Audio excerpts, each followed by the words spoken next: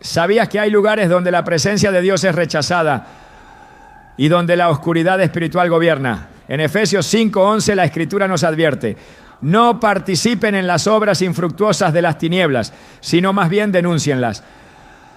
Este pasaje nos revela que hay entornos que no solo alejan a los creyentes de su propósito divino, sino que los exponen a influencias que pueden contaminar su alma. Hoy exploraremos 5 lugares espiritualmente peligrosos a los cuales ningún cristiano debería entrar. En el mundo existen espacios que, aunque parecen inofensivos, están cargados de una energía que desvía el corazón de Dios. No se trata solo de lugares físicos, sino de ambientes espirituales que pueden atrapar a quienes se aventuran en ellos sin discernimiento. Te mostraremos cómo identificarlos y por qué la palabra de Dios nos llama a mantenernos alejados. ¿Estás listo para entender los peligros ocultos que podrían estar afectando tu vida sin que lo notes? Desde el principio de los tiempos, Dios ha marcado límites entre la luz y la oscuridad, entre lo santo y lo profano. Sin embargo, en el mundo de hoy, muchas de esas líneas han sido borradas, difuminadas por la cultura, la costumbre y la indiferencia. Pero la palabra de Dios sigue siendo clara. Hay lugares donde su presencia no habita, lugares donde la oscuridad se ha asentado y donde los creyentes nunca deberían entrar. Efesios 5:11 advierte: no participen en las obras infructuosas de las tinieblas, sino más bien denúncienlas. Esta advertencia no es casualidad, es una señal de alarma para aquellos que tienen oídos para oír. Lo que a simple vista parece inofensivo puede ser un territorio donde el enemigo ha tomado dominio. A lo largo de la historia, Dios ha advertido a su pueblo sobre los peligros de ciertos ambientes. Cuando Israel se acercó a la tierra prometida, Dios no solo les dio la victoria sobre sus enemigos y todo, sino que también les ordenó destruir completamente sus ídolos y templos paganos. ¿Por qué? Porque entrar en lugares donde Dios no es bienvenido es abrir una puerta a la contaminación espiritual. Sin embargo, hoy en día muchos han bajado la guardia, han entrado en territorios donde el Espíritu de Dios no reina y han sufrido las consecuencias. El mundo espiritual es más real de lo que muchos imaginan. Así como Dios habita en la alabanza de su pueblo, también hay lugares donde la presencia de Dios es rechazada activamente. En Génesis 19, Lot vivía en Sodoma, una ciudad completamente corrompida. Dios había decidido destruirla, pero envió ángeles para advertir a Lot que saliera de allí. Cuando él dudó, los ángeles lo tomaron de la mano y lo sacaron a la fuerza, porque el juicio de Dios estaba por caer. Pero su esposa, incapaz de desligarse de ese lugar de pecado, miró hacia atrás y quedó convertida en estatua de sal. La historia de Sodoma no es solo un relato del pasado, sino una advertencia para el presente. Hay lugares donde la destrucción espiritual es inminente y donde Dios nos llama a salir sin mirar atrás. El problema es que no siempre identificamos estos lugares a simple vista. En ocasiones son lugares disfrazados de entretenimiento, de diversión o incluso de espiritualidad. Pero Jesús nos dio un principio clave en Mateo 7:16. Por sus frutos los conoceréis.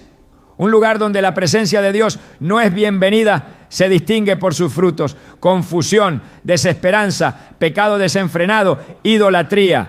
Y sin embargo, muchas personas se aventuran en estos sitios pensando que pueden salir ilesos.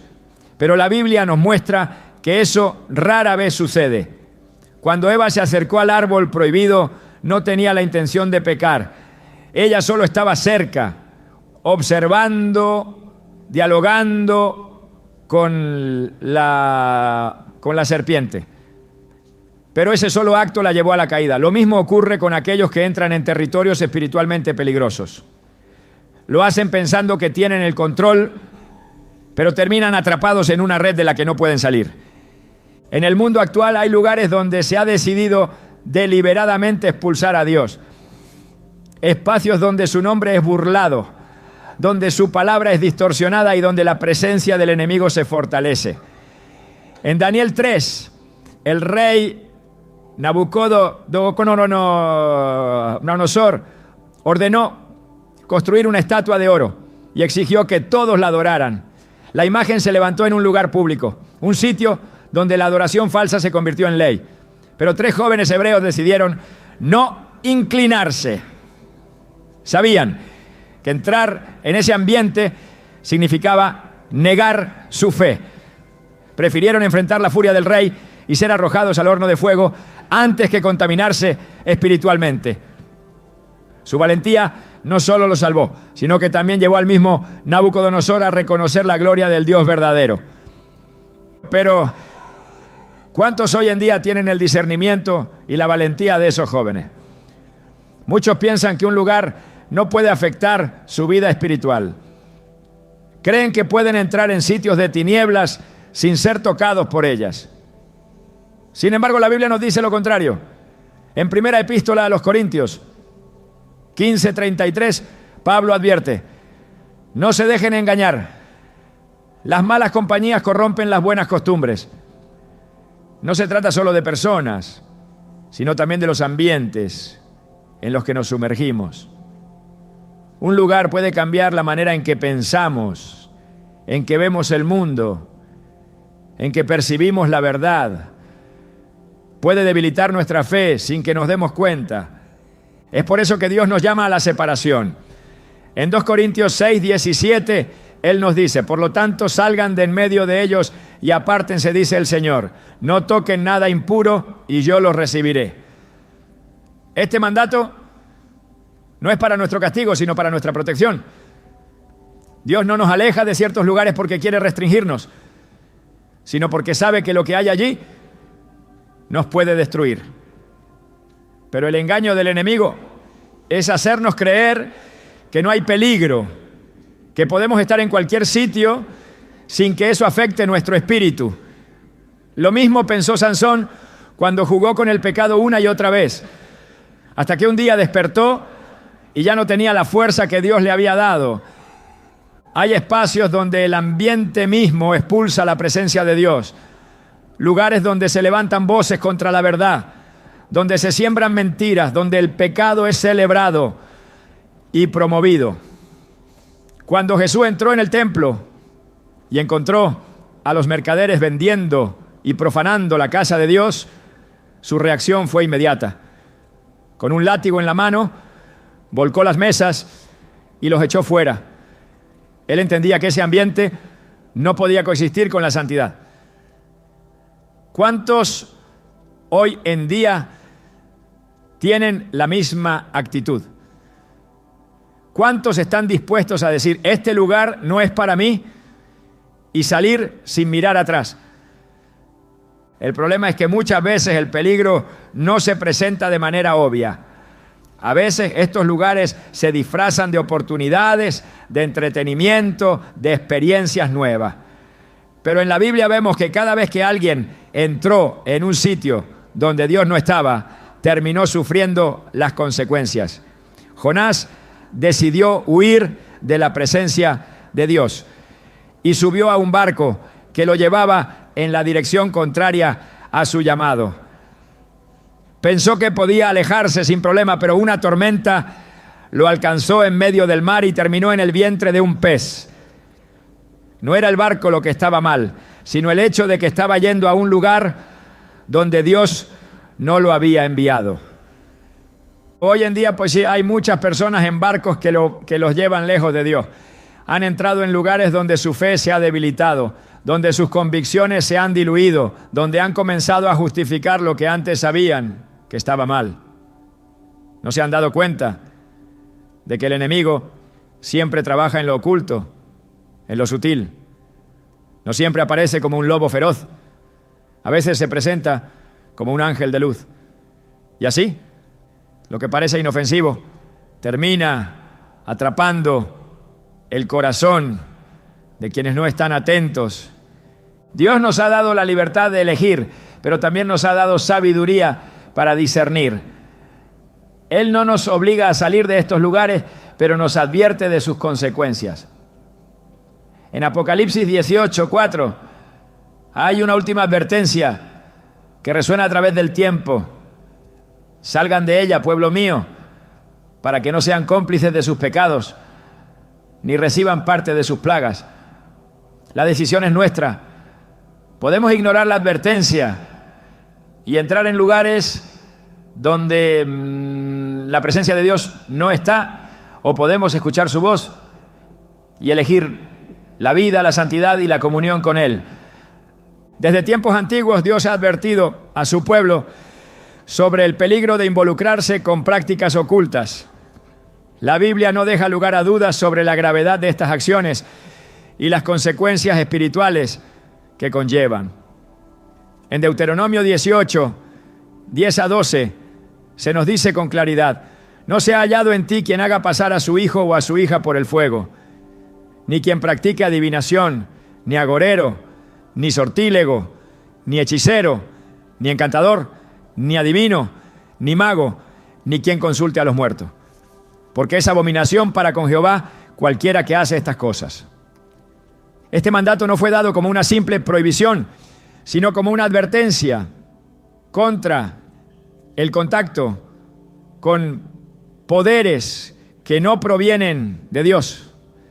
En el mundo espiritual no hay términos medios. O algo proviene de la luz o proviene de la oscuridad. No existe una tercera opción. Sin embargo, muchos han caído en la trampa de pensar que hay prácticas espirituales neutrales, caminos alternativos que pueden explorarse sin peligro. La realidad es que cualquier intento de buscar guía, protección o conocimiento fuera de Dios es abrir una puerta a fuerzas que el hombre no puede controlar. En Hechos 16 a 18 se nos narra la historia de una mujer con espíritu de adivinación que seguía a Pablo y Silas proclamando que ellos eran siervos del Dios Altísimo. Aunque sus palabras eran verdaderas, la fuente, o sea, la fuente de su conocimiento no lo era. Por eso Pablo, lleno del Espíritu Santo, reprendió al espíritu y lo expulsó de ella. Este pasaje es una muestra clara de que no todo lo que parece tener una verdad espiritual proviene de Dios. Las artes ocultas se han disfrazado bajo nombres y prácticas que parecen inofensivas, pero que llevan a un mismo propósito: alejar al hombre del único Dios verdadero. La consulta a los muertos, la astrología, la lectura de cartas y los rituales energéticos son formas modernas de las mismas prácticas que Dios condenó en el Antiguo Testamento. En Isaías 8:19, el Señor hace una pregunta que resuena con fuerza. Si os dijeren: preguntad a los encantadores y a los adivinos que susurran hablando, responded, ¿no consultará el pueblo a su Dios? ¿Consultará a los muertos por los vivos? En este cuestionamiento hay una revelación profunda.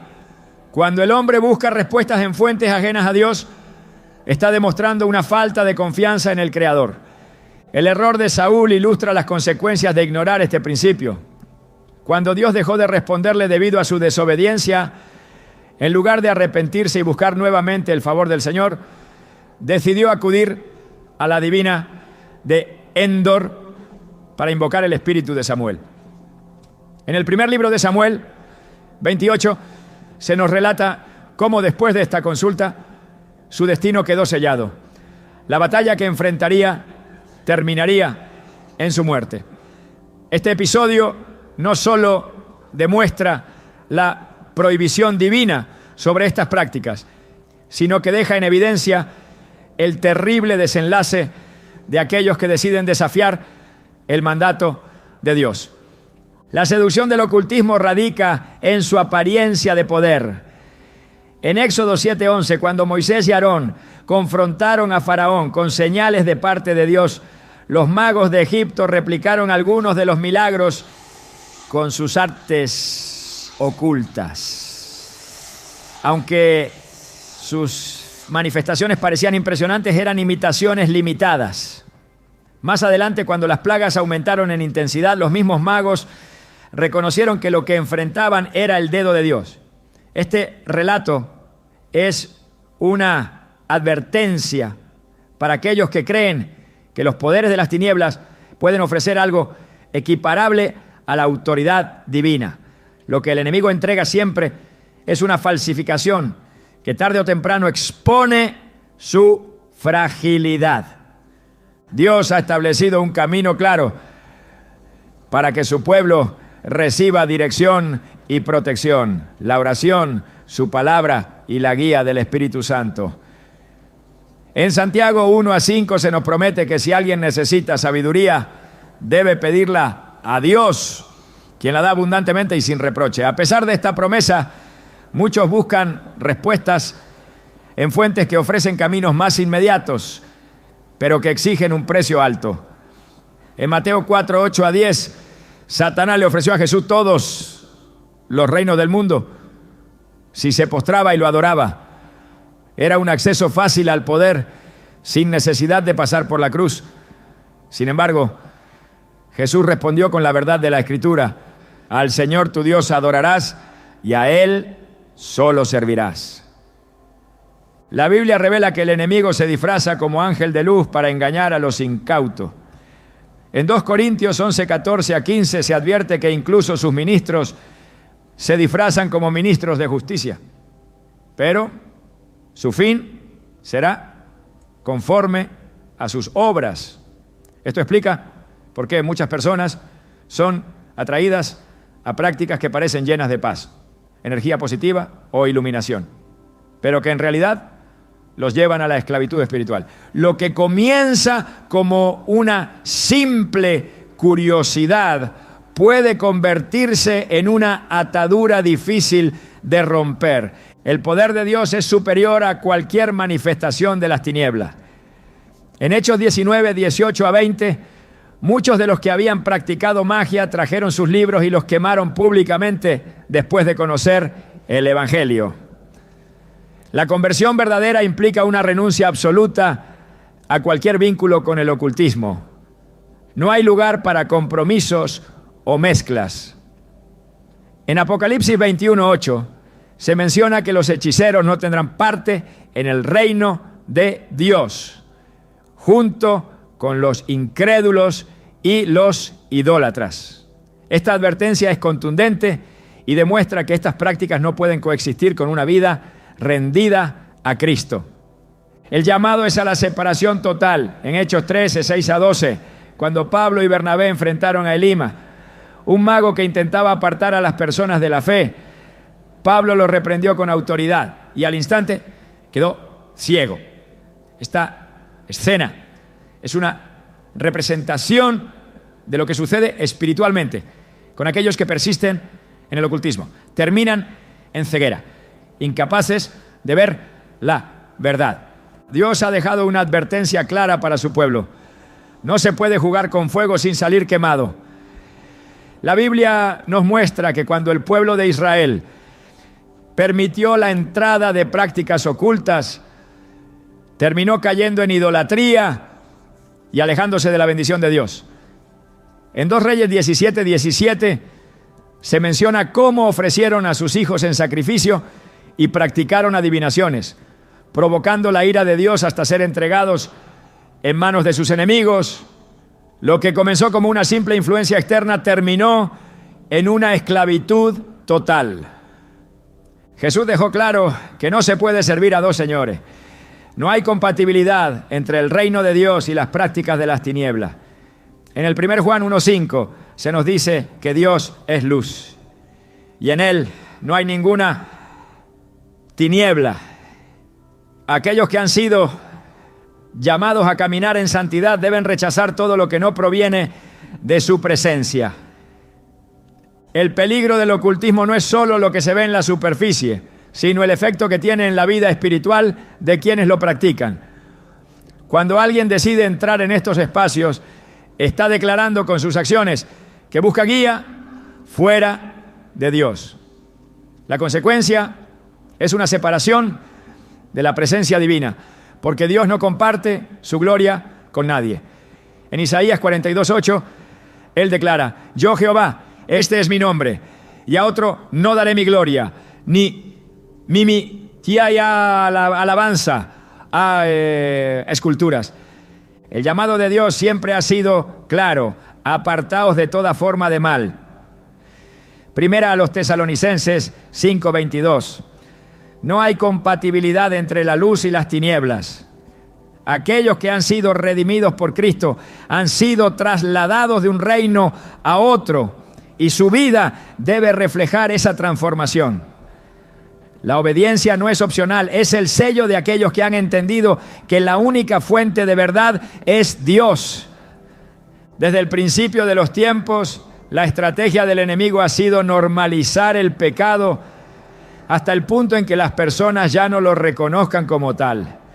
Lo que antes se rechazaba, ahora se aplaude. Lo que era vergonzoso ahora es motivo de orgullo. Y lo que la palabra de Dios condena ha sido transformado en una simple elección personal. La sociedad ha moldeado un mundo donde la inmoralidad ya no es vista como un peligro, sino como un derecho. Y muchos creyentes han caído en la trampa de pensar que pueden exponerse a estos ambientes sin que su fe se vea afectada. La Biblia advierte sobre la influencia de estos lugares. En el Salmo 1:1 se nos dice: bienaventurado el hombre que no anda en consejo de malos, ni está en camino de pecadores, ni en silla de escarnecedores se ha sentado. Esta advertencia no es solo sobre las personas con quienes se comparte, sino sobre los espacios en los que se permite estar. Cuando alguien elige entrar en un ambiente donde el pecado es celebrado, poco a poco su corazón se endurece y su discernimiento se debilita. Dios ha dejado claro que sus hijos deben ser santos y apartados. En 2 Corintios 6:14-15, la Escritura pregunta: ¿qué comunión tiene la luz con las tinieblas? ¿Y qué concordia Cristo con Belial? No se trata de aislamiento, sino de separación espiritual. Jesús mismo convivió con pecadores, pero nunca se hizo partícipe de sus prácticas. Sin embargo, hoy muchos han confundido la gracia con la tolerancia y han permitido que sus valores se diluyan al sumergirse en lugares donde la santidad de Dios es burlada. Las Escrituras muestran que cada vez que el pueblo de Dios se mezcló con ambientes de pecado, terminó corrompido.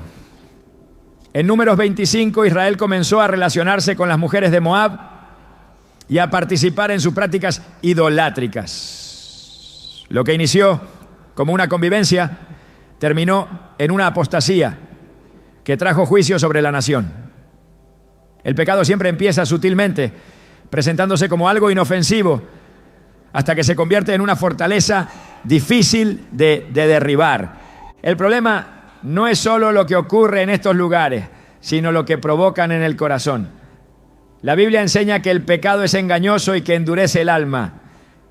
Hebreos 3:13 advierte: exhortaos los unos a los otros cada día, entre tanto que se dice hoy, para que ninguno de vosotros se endurezca por el engaño del pecado. La repetida exposición a la inmoralidad genera insensibilidad. Lo que en un principio causa incomodidad, con el tiempo deja de molestar, y cuando la conciencia se adormece, el terreno está listo para la caída.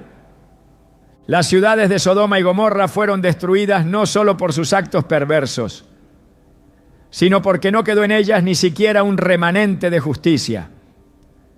En Génesis 18:32, Abraham intercedió por Sodoma y pidió a Dios que la perdonara si encontraba al menos 10 justos en ella. Pero la corrupción era absoluta. No había diferencia entre el pueblo de Dios y los habitantes de la ciudad, porque incluso Lot, quien había sido apartado por el Señor, se había acostumbrado a la maldad de su entorno. Su corazón ya no veía el peligro de estar allí. Y cuando llegó el momento de huir, dudó. Esta es la trampa que muchos no perciben. Creen que pueden rodearse de pecados sin ser afectados, pero la palabra enseña lo contrario.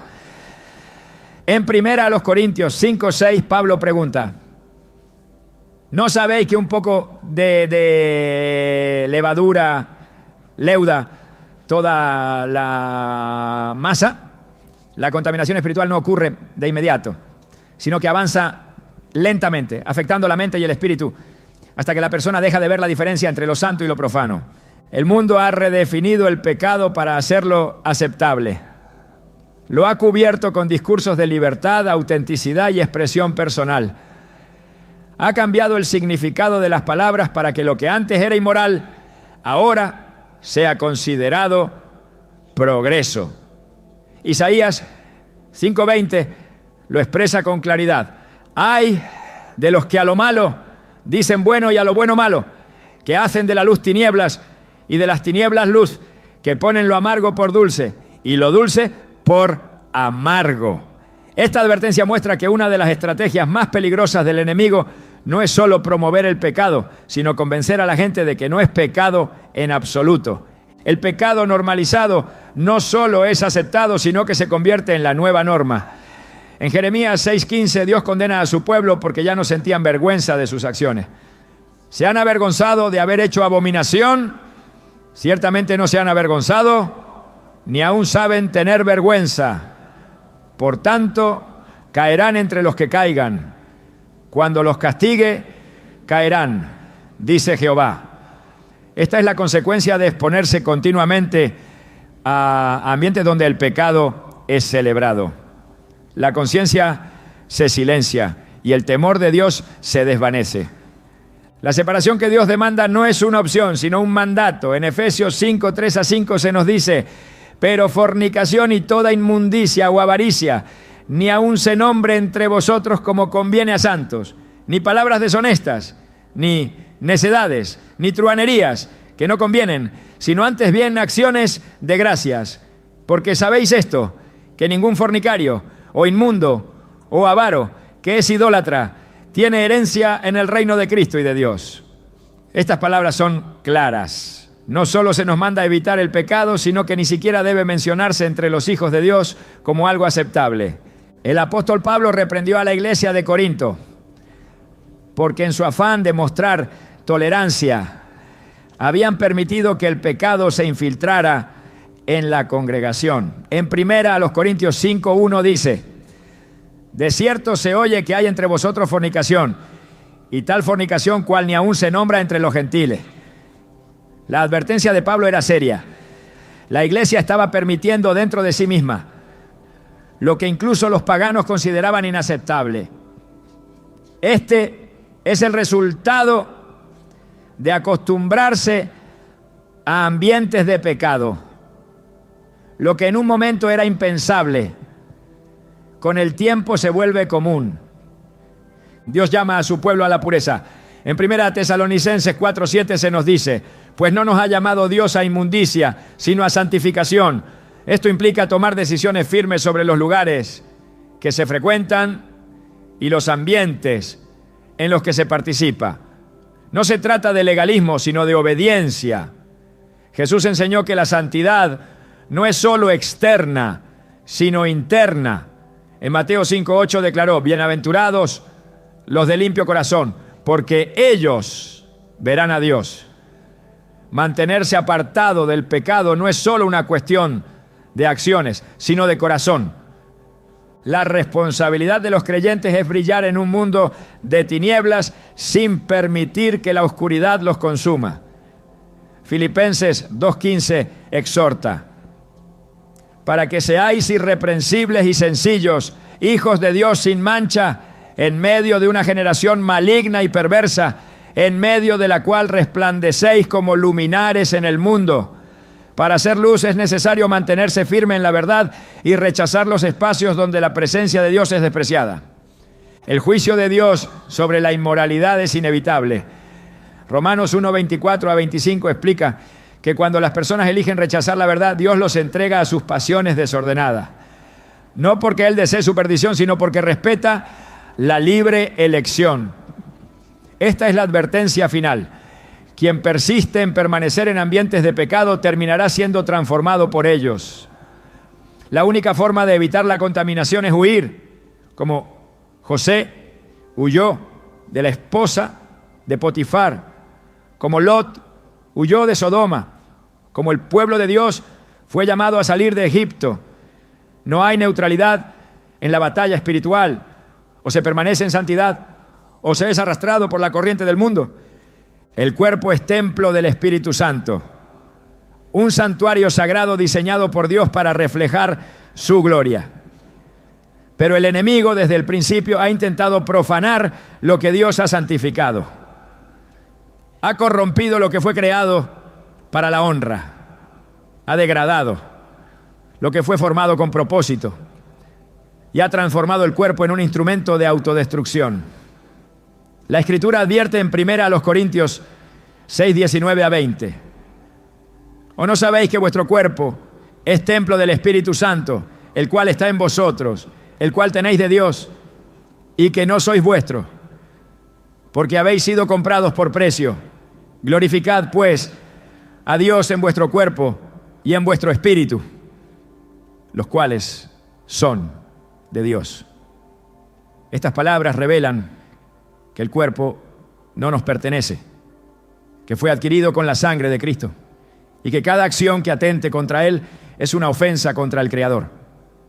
El mundo ha distorsionado esta verdad, ha convertido el cuerpo en un objeto, en un medio para el placer sin límites, en una herramienta de consumo y explotación.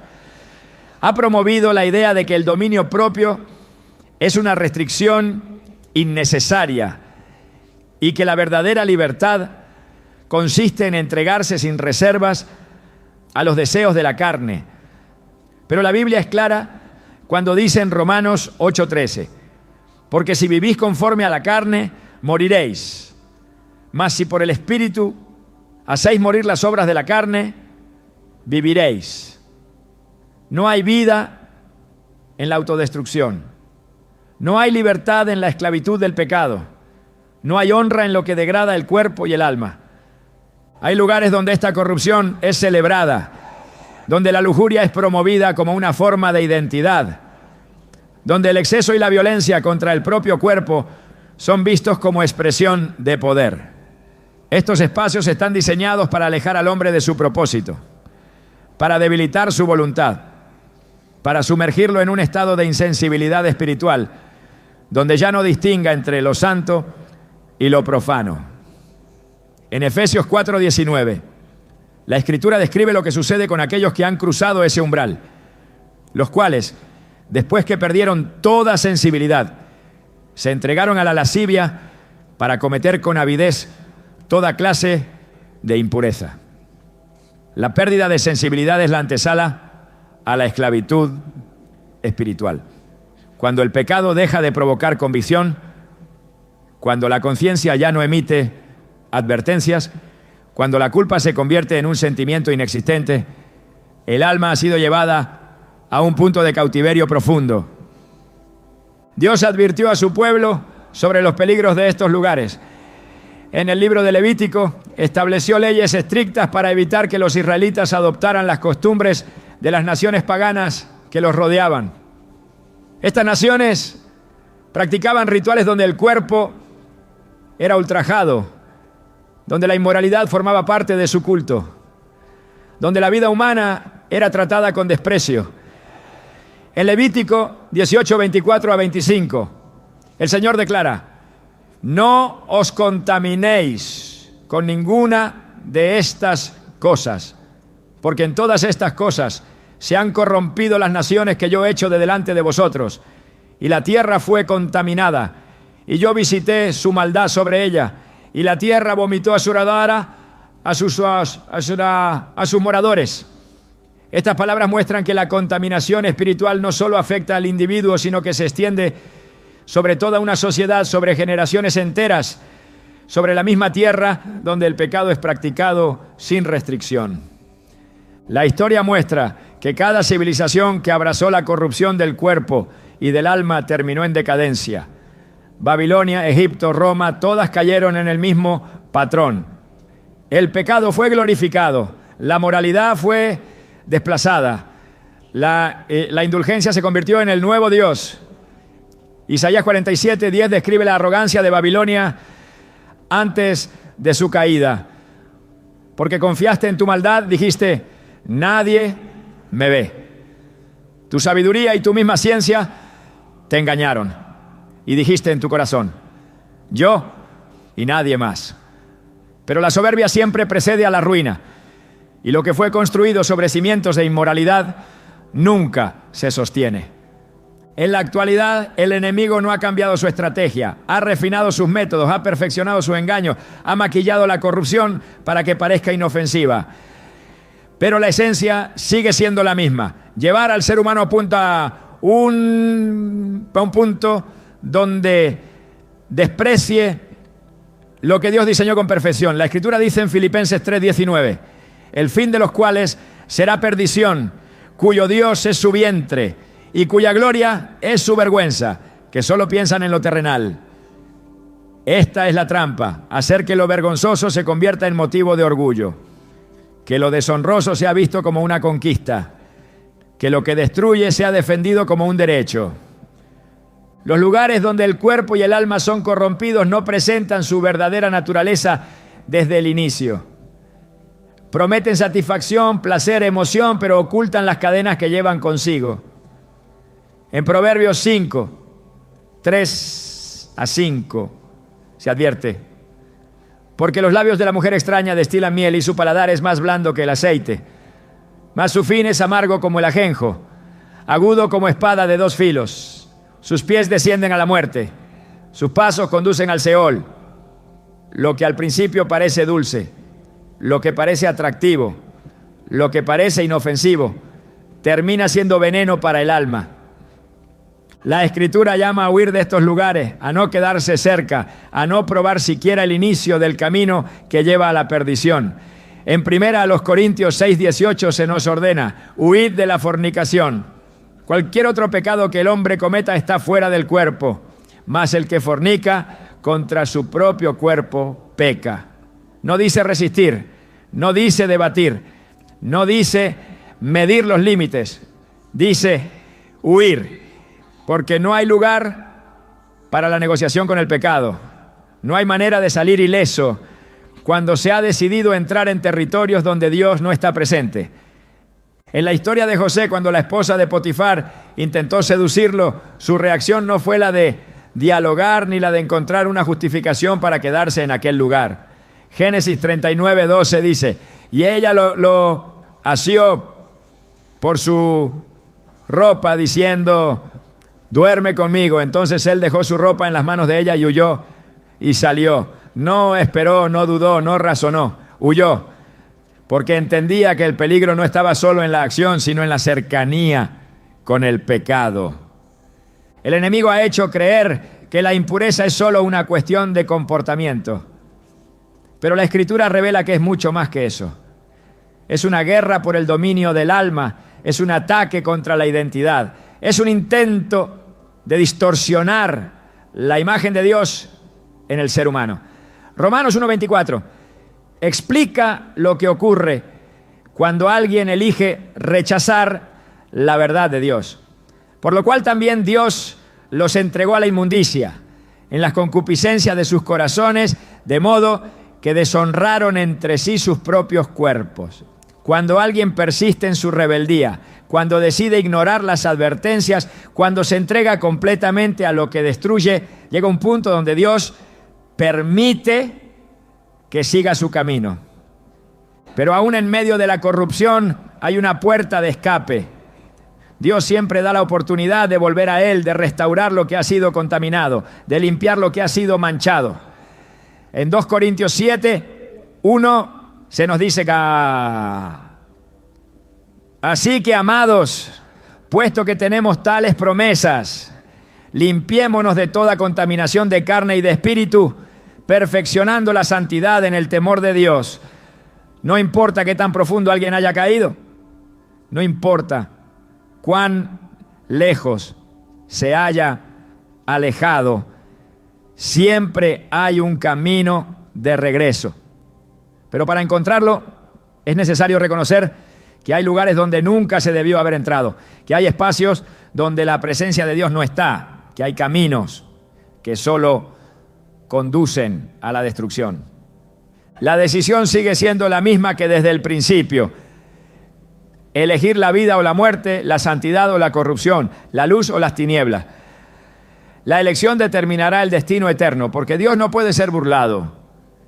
Y lo que el hombre siembre, eso también cosechará. Desde el principio Dios ha advertido sobre los peligros de apartar el corazón hacia dioses falsos. La idolatría no es solo la adoración de figuras hechas por manos humanas, sino cualquier cosa que ocupe el lugar de Dios en la vida de una persona. En Éxodo 23, el primer mandamiento dado a Moisés fue claro y directo: no tendrás dioses ajenos delante de mí.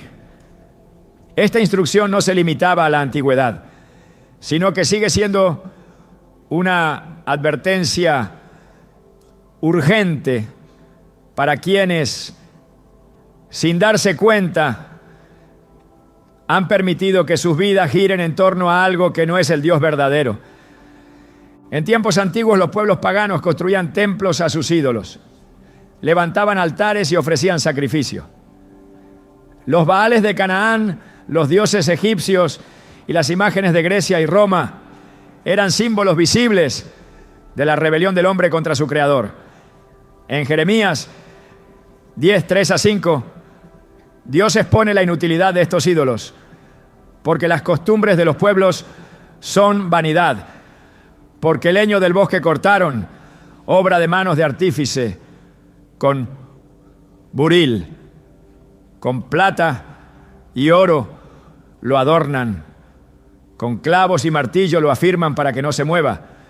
Derechos están como palmera, y no hablan, son llevados porque no pueden andar. No tengáis temor de ellos, porque no pueden hacer mal, ni para hacer bien tienen poder. La idolatría es un engaño, una distorsión de la verdad, una trampa que desvía el corazón y sumerge el alma en oscuridad. Israel cayó repetidamente en este pecado, a pesar de haber visto la gloria de Dios con sus propios ojos. Después de ser liberados de Egipto, no tardaron en fabricar un becerro de oro y postrarse ante él, atribuyéndole el poder que solo pertenece al Señor. En Éxodo 32, 7-8, Dios expresó su indignación a Moisés: anda, desciende, porque tu pueblo que sacaste de la tierra de Egipto se ha corrompido. Pronto se han apartado del camino que yo les mandé. Se han hecho un becerro de fundición y lo han adorado y le han ofrecido sacrificio y han dicho: estos son tus dioses, oh Israel, que te sacaron de la tierra de Egipto. La idolatría no es solo una acción externa, sino una corrupción interna que ciega la mente y endurece el corazón. A lo largo de la historia, los lugares donde se ha rendido culto a lo que no es Dios han sido territorios de engaño, desesperación y muerte. En 1 Reyes 18, el profeta Elías confrontó a los profetas de Baal en el Monte Carmelo. Durante horas clamaron a su Dios, cortándose con cuchillos y lanzando gritos frenéticos, pero no hubo respuesta. Elías, en un solo clamor al Señor, vio descender fuego del cielo, demostrando que solo hay un Dios vivo y verdadero. Sin embargo, el pueblo había sido seducido por la adoración a Baal, porque el pecado siempre promete lo que no puede cumplir. Se presenta como una alternativa, pero solo conduce al vacío. En el Nuevo Testamento, la idolatría no desapareció, sino que tomó otras formas. En Atenas, Pablo encontró un altar dedicado al Dios no conocido, y al ver la ciudad entregada a la adoración de múltiples deidades, les declaró en Hechos 17:30: pero Dios, habiendo pasado por alto los tiempos de esta ignorancia, ahora manda a todos los hombres en todo lugar que se arrepientan. La idolatría no es solo una cuestión de estatuas, sino de corazones desviados de mentes que han sido cautivadas por lo que no es eterno. Hoy los lugares de idolatría siguen existiendo. No siempre son templos físicos, pero están presentes en cada espacio donde se adora lo creado en lugar del Creador. Romanos 1:25 describe esta realidad. Ya que cambiaron la verdad de Dios por la mentira, honrando y dando culto a las criaturas antes que al Creador, el cual es bendito por los siglos. Todo lo que desplaza a Dios del centro de la vida es un ídolo. Puede ser el dinero, el poder, el placer, el reconocimiento, cualquier cosa que absorba la devoción y la entrega que solo pertenecen a Dios. En la historia de Nabucodonosor, el rey de Babilonia construyó una estatua de oro y ordenó que toda la nación se postrara ante ella. Los que no lo hicieran serían arrojados a un horno de fuego. Daniel 3 narra cómo Sadrac, Mesac y Abednego se negaron a inclinarse aún sabiendo que podrían perder la vida. Su respuesta fue firme. He aquí, nuestro Dios, a quien servimos, puede librarnos del horno de fuego ardiendo. Y de tu mano, oh rey, nos librará. Y si no, sepas, oh rey, que no serviremos a tus dioses, ni tampoco adoraremos la estatua que has levantado. Daniel 3:17-18. Su fidelidad fue recompensada, porque aunque fueron lanzados al fuego, el mismo Dios caminó con ellos en medio de las llamas. No hay lugar en la vida del creyente para compromisos con la idolatría. En 2 Corintios 6:16, la Escritura pregunta: ¿y qué acuerdo hay entre el templo de Dios y los ídolos? Porque vosotros sois el templo del Dios viviente. Como Dios dijo: habitaré y andaré entre ellos y seré su Dios, y ellos serán mi pueblo. Esta advertencia no es opcional. Quienes se acercan a lugares donde se rinde culto a lo que no es Dios, sean estos físicos o ideológicos, están exponiendo su espíritu a la influencia de fuerzas que buscan alejarlos de la verdad. Las Escrituras revelan que la idolatría trae consecuencias. En Jueces 10:13-14, Dios habló a Israel cuando se habían apartado de él. Mas vosotros me habéis dejado y habéis servido a dioses ajenos. Por tanto, yo no os libraré más. Andad y clamad a los dioses que os habéis elegido, que os libren en el tiempo de vuestra aflicción. La idolatría promete seguridad, pero cuando llega la crisis, sus falsos dioses no pueden responder. Dios demanda exclusividad. En Mateo 6:24 Jesús dijo: ninguno puede servir a dos señores, porque o aborrecerá al uno y amará al otro, o estimará al uno y menospreciará al otro. No podéis servir a Dios y a las riquezas. Este principio no solo aplica al dinero, sino a cualquier cosa que compita con Dios por el primer lugar en la vida. Cuando algo se convierte en el centro de la existencia, cuando se le rinde el tiempo, la devoción y la energía que solo pertenecen al Creador, se ha levantado un ídolo en el corazón. En Apocalipsis 22:15 la advertencia final es contundente: mas los perros estarán fuera, y los hechiceros, no, los fornicarios, no, los homicidas, los idólatras y todo aquel que ama y hace mentira. No hay espacio en el reino de Dios para los que persisten en la idolatría. La única respuesta es el arrepentimiento, el abandono total de cualquier cosa que ocupe el lugar de Dios y la rendición absoluta a su señorío. Dios llama a su pueblo a apartarse de todo lo que contamina. En el 1 Juan 5:21 la instrucción es clara y directa: hijitos, guardaos de los ídolos. La vida de un creyente no puede estar dividida entre la adoración a Dios y la lealtad a lo que el mundo exalta. La decisión es ineludible: servir al Señor con todo el corazón o ser arrastrado por la corriente de la idolatría. No hay terreno neutral. La Escritura declara en Josué 24:15: escogeos hoy a quien sirváis. Cada persona debe hacer esa elección. Dios no comparte su gloria con nadie, y solo aquellos que han decidido rendirse completamente a Él encontrarán la vida, y la verdad que solo Él puede ofrecer. Dios ha dado instrucciones claras a su pueblo sobre los caminos que deben evitar. A lo largo de la Escritura se repiten advertencias dirigidas a aquellos que insisten en acercarse a lo que Él ha prohibido. Desde el Edén, cuando el árbol del conocimiento del bien y del mal estaba al alcance de la mano, pero vedado por mandato divino, la humanidad ha sentido la tentación de cruzar límites espirituales con la falsa seguridad de que nada malo ocurrirá. Pero la historia revela otra realidad. Cada vez que alguien ha entrado en un lugar donde Dios dijo que no fuera, las consecuencias han sido inevitables. En Génesis 19, los ángeles advirtieron a Lot que debía salir de Sodoma sin mirar atrás. La orden era clara, pero su esposa desobedeció. Miró una vez más la ciudad de pecado que estaba dejando.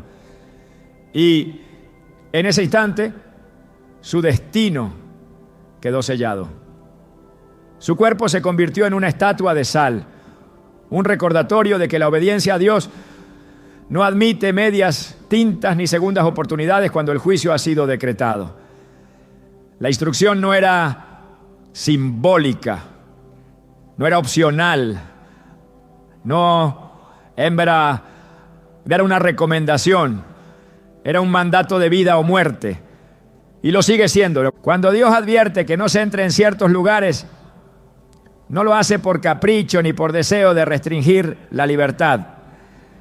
Su llamado a la separación es un acto de protección porque conoce las trampas que el enemigo ha puesto en esos territorios. En Proverbios 4, 14 a 15 se lee: no entres por la vereda de los impíos, ni vayas por el camino de los malos. Déjala, no pases por ella, apártate de ella, pasa. La insistencia de estas palabras refleja la urgencia de apartarse sin titubeos, sin demoras, sin ceder a la curiosidad que llevó a Eva a acercarse demasiado a lo prohibido. El pueblo de Israel recibió múltiples advertencias sobre los lugares que no debía habitar y los pactos que no debía hacer. Dios les dio la tierra prometida, pero les ordenó destruir los altares de los pueblos paganos, arrancar sus imágenes y no hacer alianza con ellos. En Deuteronomio 7, 2 a 4, el Señor explicó la razón. No harás alianza con ellas, ni tendrás de ellas misericordia, y no emparentarás con ellas. No darás tu hija a su hijo, ni tomarás a su hija para tu hijo, porque desviará a tu hijo de en pos de mí, y servirán a dioses ajenos, y el furor de Jehová se encenderá sobre vosotros, y te destruirás pronto. Israel no obedeció del todo, y con el tiempo cayó en la idolatría, en la corrupción y en la esclavitud. Entraron en lugares donde no debían, hicieron pactos que no debían, toleraron lo que Dios había condenado, y al final terminaron atrapados. Las advertencias divinas no son negociables. En 2 Reyes 17 se relata cómo el pueblo persistió en entrar en espacios de pecado a pesar de las repetidas exhortaciones de los profetas. En el versículo 13 se dice: Jehová amonestaba entonces a Israel y a Judá por medio de todos los profetas y de todos los videntes, diciendo: volveos de vuestros malos caminos y guardad mis mandamientos y mis ordenanzas, conforme a todas las leyes que yo prescribí a vuestros padres y que os envié por medio de mis siervos los profetas. Pero el pueblo no escuchó, endureció su corazón y finalmente fue llevado al exilio. Se apartaron de Dios y Dios los entregó a la opresión de sus enemigos. Jesús habló con claridad sobre los caminos que conducen a la perdición. En Mateo 7, 13 a 14 declaró: entrad por la puerta estrecha, porque ancha es la puerta y espacioso el camino que lleva a la perdición, y muchos son los que entran por ella, porque estrecha es la puerta y angosto el camino que lleva a la vida, y pocos son los que la hallan.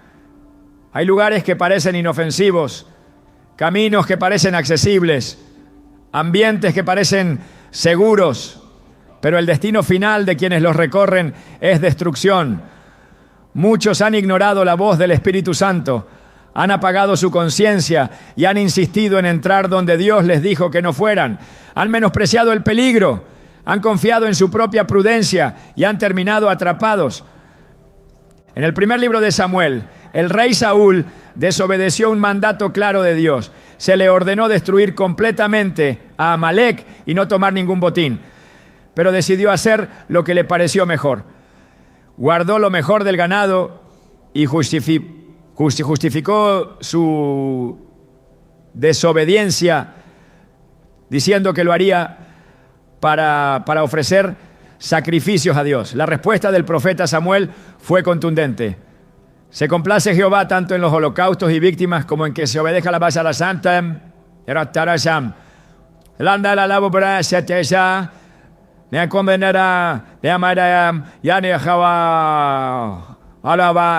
Ciertamente el obedecer es mejor que los sacrificios y el prestar atención que la grosura de los carneros. 1 Samuel 15:22. Saúl creyó que podía entrar en un territorio prohibido y salirse con la suya, pero Dios lo desechó como rey. Su reinado terminó en fracaso porque no entendió que la obediencia parcial es desobediencia total. Hay una razón por la que Dios cierra puertas. En Apocalipsis 3:7 se nos dice que Cristo abre y ninguno cierra, y cierra y ninguno abre. Si Él impide el acceso a ciertos lugares, si levanta barreras espirituales para evitar que sus hijos entren en territorios de peligro, es porque sabe lo que hay detrás de cada umbral. Pero cuando alguien se esfuerza por forzar una entrada, cuando insiste en estar donde Dios no lo llamó, cuando ignora las advertencias, terminará en un lugar de juicio. La tragedia de Judas fue precisamente esa. Durante 3 años caminó con Jesús, escuchó su voz, vio sus milagros, recibió su amor, pero su corazón nunca se entregó por completo. Se acercó demasiado a los enemigos de Cristo, negoció con ellos, tomó el dinero de la traición y cruzó la línea de la que nunca pudo regresar. Mateo 27:5 describe su final. Y arrojando las piezas de plata en el templo, salió y fue y se ahorcó. La avaricia lo llevó a un terreno del que no pudo escapar, y la desesperación lo consumió. El peligro de entrar donde Dios ha dicho que no se entre es que el regreso no siempre es posible. Hay quienes piensan que pueden jugar con el pecado y luego volver cuando lo deseen, pero Hebreos 10:26-27 advierte: porque si pecaremos voluntariamente, después de haber recibido el conocimiento de la verdad, ya no queda más sacrificio por los pecados, sino una horrenda expectación de juicio y de hervor de fuego que ha de devorar a los adversarios. No hay seguridad en desafiar los límites que Dios ha puesto. En la parábola del hijo pródigo, el joven que decidió alejarse de la casa de su padre entró en un mundo de placeres, de excesos, de supuesta libertad, pero terminó en ruina, alimentando cerdos y deseando comer la comida de los animales. Lucas 15:17 dice: y volviendo en sí dijo: ¿cuántos jornaleros en casa de mi padre tienen abundancia de pan, y yo aquí perezco de hambre? Se dio cuenta demasiado tarde de que nunca debió haber salido de la presencia de su padre, ¿no? El mensaje de la Escritura es claro: no todos los lugares son seguros, no todas las puertas abiertas son oportunidades, no todos los caminos conducen a la vida. Cuando Dios dice que no se entre en ciertos espacios, su advertencia debe tomarse con temor y obediencia. Salomón, el hombre más sabio de su tiempo, ignoró estas advertencias. Se casó con mujeres extranjeras que adoraban dioses ajenos, permitió la idolatría en su reino y terminó apartado del Señor. Dios ha trazado una línea entre lo que es santo y lo que es impuro. Ha establecido límites que no deben cruzarse. La obediencia a su voz es la única garantía de seguridad. El mundo ofrece atajos, placeres temporales, puertas que parecen atractivas, pero al final conducen a la destrucción. Quienes eligen caminar en el temor de Dios son librados del mal, preservados del engaño y guiados hacia la vida eterna. El camino de la fe no es un sendero sin obstáculos. Es una ruta marcada por decisiones que determinan el destino eterno del alma. No basta con evitar el pecado de manera superficial.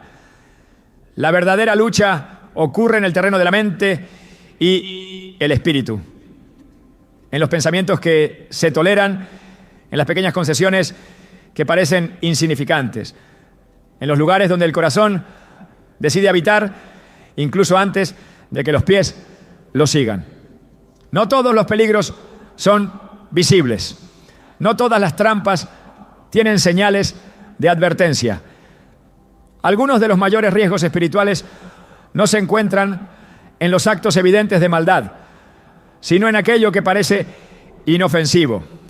En los ambientes donde la presencia de Dios ha sido desplazada sutilmente, en los espacios donde la verdad es distorsionada y el error se disfraza de luz. La Biblia enseña que el enemigo no siempre se presenta como una fuerza de destrucción abierta. En 2 Corintios 11:14 se advierte: y no es maravilla porque el mismo Satanás se disfraza como ángel de luz. Esta es la estrategia que ha atrapado a muchos. Transformar lo impuro en algo aceptable, revestir la iniquidad con una apariencia de justicia, persuadir a los creyentes de que pueden estar en territorios peligrosos sin que su fe sea afectada. Pero la contaminación espiritual no ocurre de inmediato. Se infiltra lentamente, debilitando convicciones, reduciendo la sensibilidad a la voz de Dios, introduciendo dudas donde antes había certeza. Y cuando la línea entre lo santo y lo profano se vuelve borrosa, cuando la obediencia se convierte en una cuestión de conveniencia en lugar de una determinación absoluta, el terreno del alma ha sido conquistado sin que la persona siquiera lo perciba. Desde el principio Dios ha llamado a su pueblo a la separación, no a un aislamiento físico, sino a una consagración espiritual que haga imposible la comunión con lo que no es de Él. En el 1 Pedro 2:9, la identidad del creyente es definida con claridad. Mas vosotros sois linaje escogido, real sacerdocio, nación santa, pueblo adquirido por Dios, para que anunciéis las virtudes de aquel que os llamó de las tinieblas a su luz admirable. Este llamado no es una sugerencia, sino un mandato. No se puede pertenecer a Dios y al mundo al mismo tiempo. No se puede beber de la copa del Señor y de la copa de los demonios. No se puede caminar en la luz y a la vez coquetear con las sombras. Ya, la ley. El problema es que muchos han redefinido lo que significa ser apartados. Han confundido la santidad con el legalismo, la pureza con la intolerancia, la fidelidad con el fanatismo. Han llegado a pensar que evitar los lugares espiritualmente peligrosos es una postura extrema, innecesaria, anticuada. Pero la palabra de Dios no cambia con las épocas, no se ajusta a la cultura, no se moldea a las preferencias humanas. En Hebreos 13:8 se declara: Jesucristo es el mismo ayer, y hoy, y por los siglos. Si Dios estableció límites, es porque sabía que traspasarlos traería consecuencias. Y quien ignora sus advertencias no encontrará excusas cuando llegue el momento del juicio. Las decisiones que se toman en lo secreto determinan el destino del alma. La obediencia no es solo una cuestión de acciones externas, sino de alineación interna con la voluntad de Dios. No basta con evitar los lugares de tinieblas físicamente. Es necesario cerrar toda puerta en el corazón que permita que esas tinieblas entren. Hay personas que no pisan ciertos ambientes, pero en su mente aún los desean. No están presentes en ciertos espacios de pecado, pero sus pensamientos han convertido esos lugares en su morada. Jesús advirtió que el pecado no comienza en el acto, sino en la intención. En Mateo 5:28 enseñó: cualquiera que mira a una mujer para codiciarla, ya adulteró con ella en su corazón. Lo mismo sucede con cualquier otro tipo de transgresión. No es necesario estar físicamente en un sitio peligroso para que el daño espiritual ocurra. Basta con que el alma lo haya aceptado, con que el deseo lo haya permitido, con que la conciencia haya dejado de resistirlo. Dios ve más allá de lo externo. En el primer libro de Samuel, capítulo 16, versículo 7, se revela: porque Jehová no mira lo que mira el hombre, pues el hombre mira lo que está delante de sus ojos, pero Jehová mira el corazón. Hay quienes han salido de Egipto físicamente, pero Egipto sigue viviendo en ellos. Han dejado atrás ciertos hábitos, pero en su interior aún añoran lo que Dios les pidió abandonar. Han aprendido a comportarse como cristianos en apariencia, pero su corazón aún está dividido. No basta con mantenerse alejados de los lugares peligrosos. Es necesario expulsar de la vida todo deseo que pueda llevar de vuelta a ellos. La verdadera separación no es forzada, sino fruto del amor. Quien comprende el valor de la presencia de Dios no necesita que le insistan en alejarse del mal. Lo hace de manera natural porque no quiere nada que interrumpa su comunión con el Señor. En Salmos 84:10 se expresa este sentir: porque mejor es un día en tus atrios que 1000 fuera de ellos. Escogería antes estar a la puerta de la casa de mi Dios que habitar en las moradas de maldad. El que ha probado la dulzura de la cercanía con Dios no encuentra atractivo en los espacios donde Él no está. No se debate entre la luz y la oscuridad porque su decisión ya ha sido tomada. En los tiempos de Elías, el pueblo de Israel había caído en la confusión espiritual. Adoraban a Dios, pero también rendían culto a Baal. Creían que podían tener ambas cosas, que no era necesario elegir. Pero en Primero de Reyes 18, 21, Elías les confrontó con una pregunta que sigue siendo relevante hoy. ¿Hasta cuándo claudicaréis entre dos pensamientos? Si Jehová es Dios, seguidle, y si Baal, id en pos de él. No hay espacio para la dualidad en el reino de Dios. No se puede ser fiel a medias, no se puede estar separado del mal solo cuando conviene. O se sigue a Dios con todo el corazón, o se ha elegido otro camino, aunque no se quiera reconocer.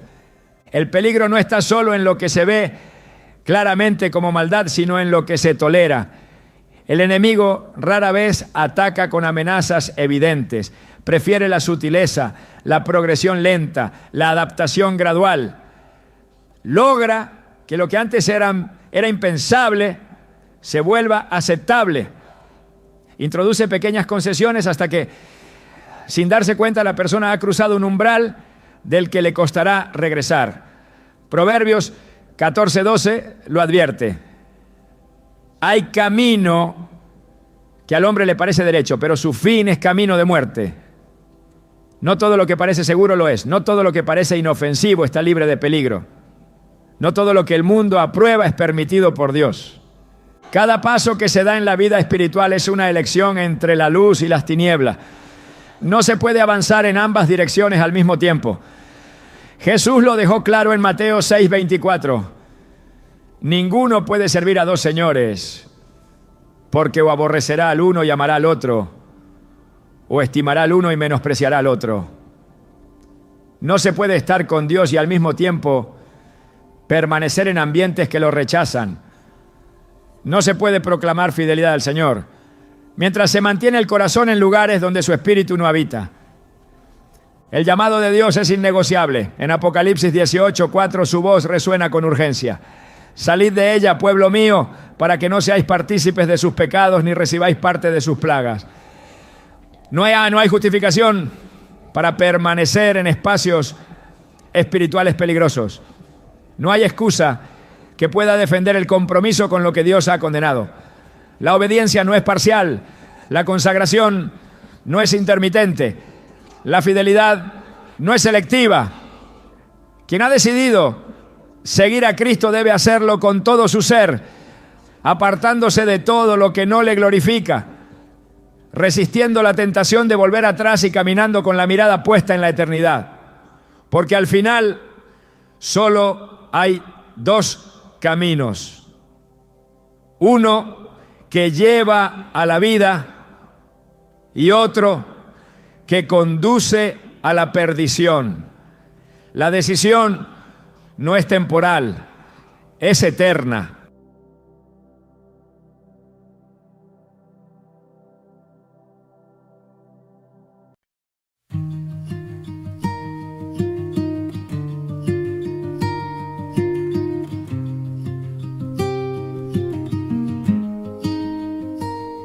There's a silence made of silver in the air,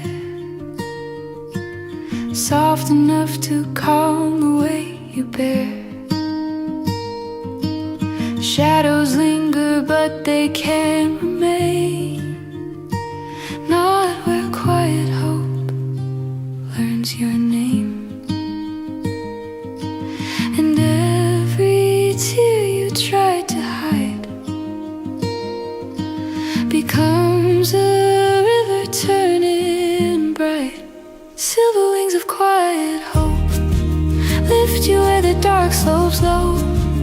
When you lose the ropes you hold, I'll be there to help you grow. Silver wings of quiet hope. You're never flying alone.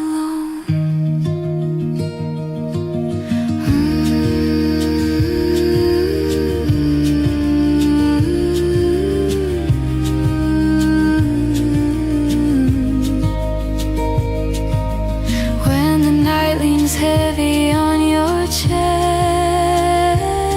and the world forgets to give you rest. Let the trembling in your heart unfold. It's just another story yet untold. And every breath you dare to take is proof you're stronger than your ache. Silver wings of quiet hope lift you where the dark slopes low. When you lose the ropes you hold, I'll be there to help you grow. Silver wings of quiet hope. You're never flying alone.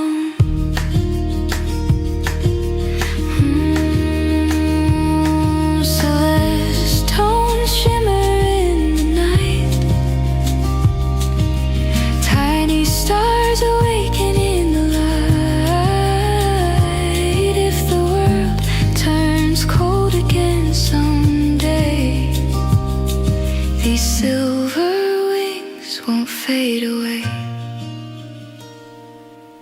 Silver wings of quiet hope guide you through the undertow. Even storms can't dim your glow, you'll rise again.